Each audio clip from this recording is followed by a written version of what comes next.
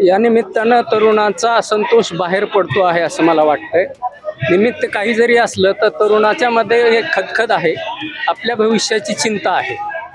उद्या माझं काय होईल हे जसं पालकांची चिंता आहे तशी त्या पोरांची पण चिंता आहे.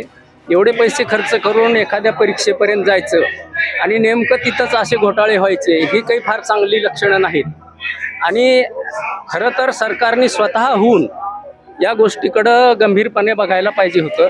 कुठल्या तर एखादा क्लासवाल्याला धरायचं आणि आपला अपयश त्याच्या माथी मारायचं, ही अत्यंत चुकीची ही केलेली आहे सरकारने. स्वतः शिक्षण मंत्र्याचा राजीनामा मोदींनी घ्यायला पाहिजे होते ह्याच्या अगोदर. हे ज्या दिवशी फुटीचं प्रकरण झालं, पेपर फुटीचं, त्या दिवशी सांगायला पाहिजे होते की तुझा अपयश आहे बाबा, तू सरक दुसऱ्याला करू. ते आरोप करणं हे सरकारचं काम असतं. सरकार त्यांच्या हातात आहे, ते आरोप करण्यापेक्षा दाखवून द्यावं काय कुणी अतिरेकीने पैसे दिले, कुण्या त्या आतंकवाद्यांनी पैसे दाखवून द्यायचे पुरावे आणि जायचे कोर्टात. समजा तुम्हाला काही करता येत नसेल किंवा आम्हाला सांगा आम्ही काय करावं, यांच्याकडे एवढे फंड इथून आले, तुम्हाला रोखलंय कोणी? आरोप कशाला करता? CIA एजंट म्हणत होते इंदिरा गांधीच्या काळात विरोधी बोलणाऱ्याला, अमेरिकन गुप्तहेर संस्थेचे एजंट म्हणत होते, मोदी देशद्रोही म्हणतात.